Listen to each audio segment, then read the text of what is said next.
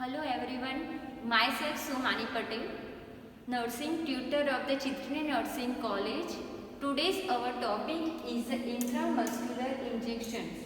First of all, the definition of the intramuscular injection is a form of the perinatal administration of the medications. What the meaning of the perinatal? First of all, the perinatal is defined as something that is put inside the body but not by the swallowing. Means કે કઈ બી drugs આપણે administration કરવાની છે પરંતુ મોઢા દ્વારા નહીં. મોઢા સિવાય કોઈ બી રીતે આપણે મેડિસિન પેશન્ટને એડ કરીએ, એડમિનિસ્ટ્રેશન કરીએ, એને પેરિનેટ્રલ એડમિનિસ્ટ્રેશન કહેવામાં આવે છે. Just example is intramuscular, intravenous and subcutaneous. પરંતુ આજે આપણે ઇન્ટ્રામસ્ક્યુલર ટોપિક છે તો આ drug is administration in the deep muscular tissue. ઇન્ટ્રામસ્ક્યુલરમાં ક્યાં આપણે ઇન્જેક્શન આપીશું તો ડીપ મસ્ક્યુલર ટિશ્યુઝમાં ઇન્જેક્શન આપવામાં આવે છે. Purpose of the injections two get the rapid and the systematic effect of the drug.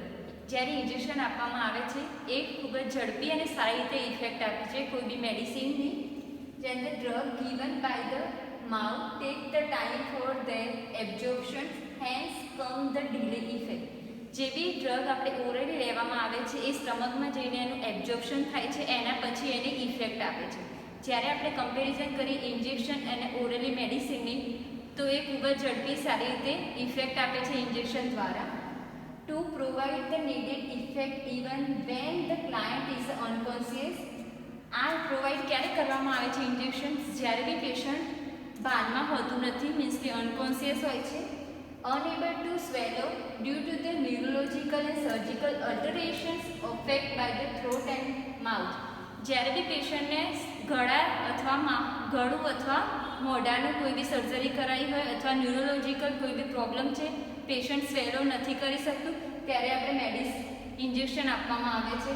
When the client is not cooperate, જ્યારે patient મોઢા દ્વારા દવા લેવાની ના પાડતું હોય ત્યારે આપણે ઇન્જેક્શનનો યુઝ કરવામાં આવે છે.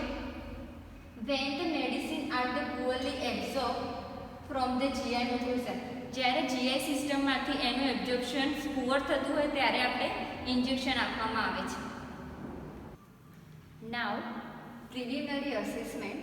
First of all, check the client name, bed number and the identification. જ્યારે બી આપણે પ્રોસિજર કરતા હોય ઇન્જેક્શન આપવા માટેની તો પેશન્ટની કમ્પ્લીટલી હિસ્ટ્રી લેવી જરૂરી છે.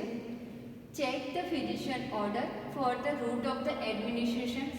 ફિઝિશિયન ઓર્ડરમાં આપણે ચેક કરવાનું છે કે કયા રૂટ દ્વારા આપણે ઇન્જેક્શન આપવાનું છે. જસ્ટ એક્ઝામ્પલ આઈએમ છે, આઈવી છે, એસસી કે ઇન્ટ્રાડર્મલ છે.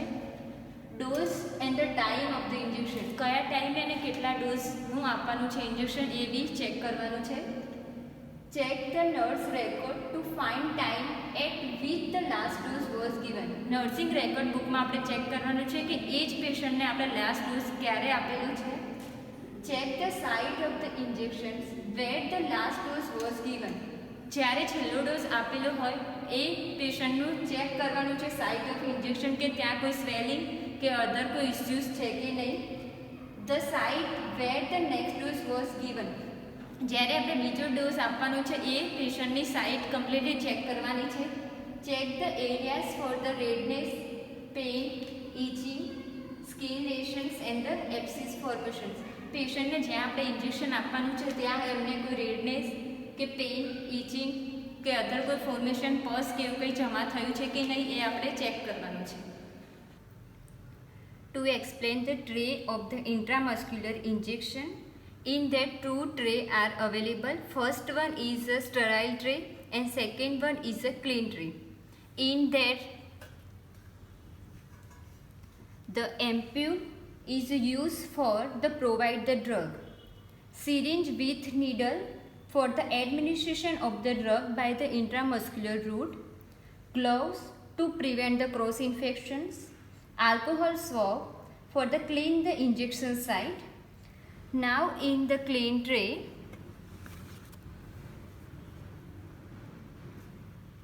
kidney tray for discard the wet waste, paper bag to discard the dry waste, medication card for maintain the record and report of the drug of the patients.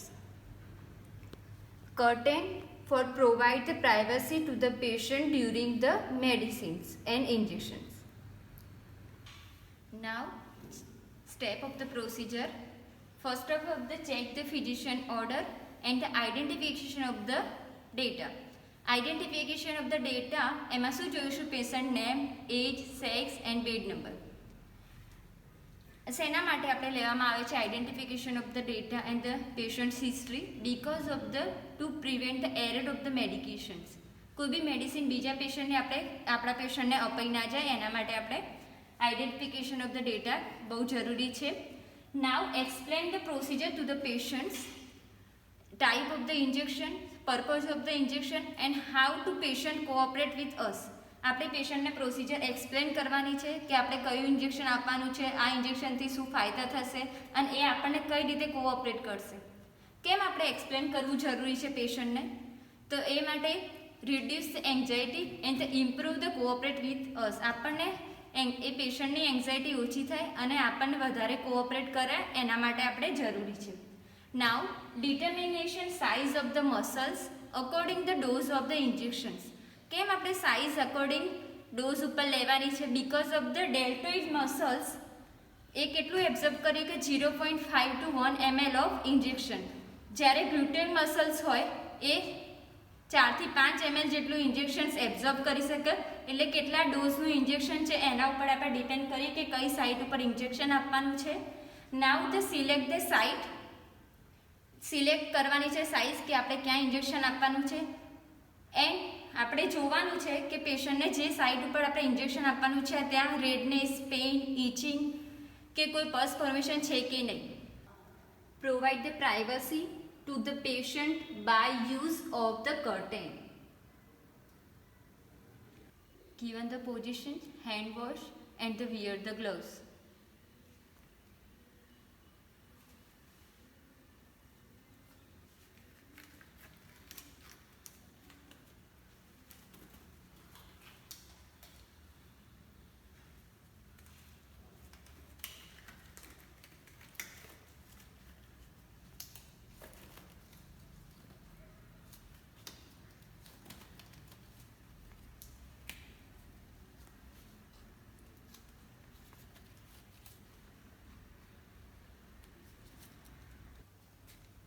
Now the site of the injection is upper outer quadrants of the buttocks.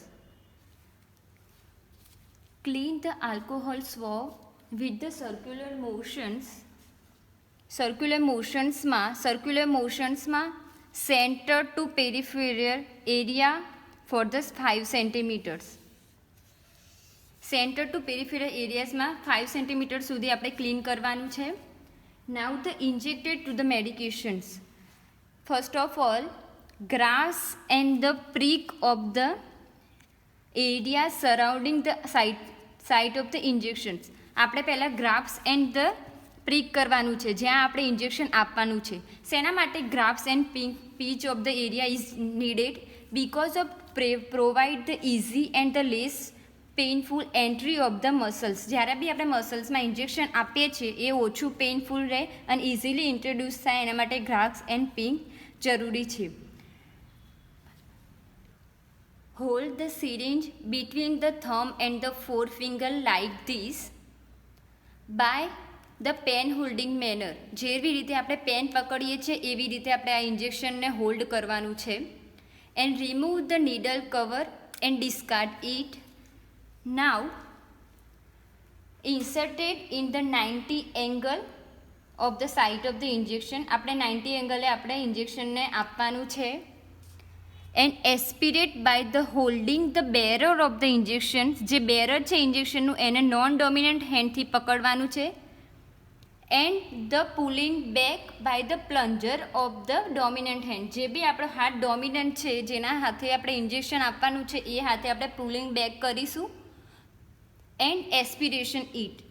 Y the aspiration is needed? આપણે કેમ aspiration કરીએ છીએ? Aspirations is help to checking the needle is in the blood vessels. જે બી needle આપણે insert કરી છે એ blood વેસલ્સમાં છે કે નહીં એ ચેક કરવા માટે. withdrawal the needle if the blood appearance in the syringe. જ્યારે બી આપણે કરીએ છીએ ત્યારે બ્લડ સિરિંજમાં છે કે નહીં એ ચેક કરવાનું છે. જો સિરિંજમાં બ્લડ હોય તો આપણે એને remove the needle, discard it and prepare the new injections. આપણે ફરીથી નવું ઇન્જેક્શન બનાવીશું.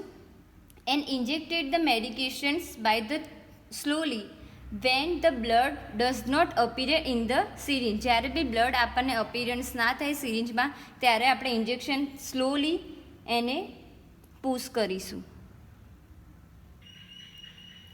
Withdraw the needle slowly while the supporting at the hub of the syringe. જે બી હબ છે સિરિંજની એને આપણે સપોર્ટ આપીને નીડલને સ્લોલી રિમૂવ કરીશું. Then after the support the skin surface area using the cotton swab. Cotton સ્વોબનો use કરીને આપણે સ્કિનને સપોર્ટ આપીને ધીરે ધીરે રિમૂવ કરીશું. It's called the counter traction at the site. Apply the gentle pressure at the site with the dry sponge. It the bleeding is present. આપણે જોવાનું જો બ્લીડિંગ પ્રેઝન્ટ હોય તો continue apply the pressure till the bleeding stop. જ્યાં સુધી bleeding stop ના થાય ત્યાં સુધી આપણે કન્ટિન્યુઅસ એપ્લાય આપવાનું છે. Do not the massage. આપણે મસાજ કરવાનું છે નહીં. Because of massage may irritate in the tissues at the site of the injection. જે આપણે મસાજ કરીશું એનાથી ઇરિટેશન થશે જ્યાં આપણે ઇન્જેક્શન આપ્યું હશે ત્યાં. After care, wear the patient's clothes and provide the comfortable positions. Take the all articles in the utility room. Syringe and the needle in that the needle is discard in the puncture-proof container. Gloves in the discard in the red bag. Cotton is discard in the yellow bag.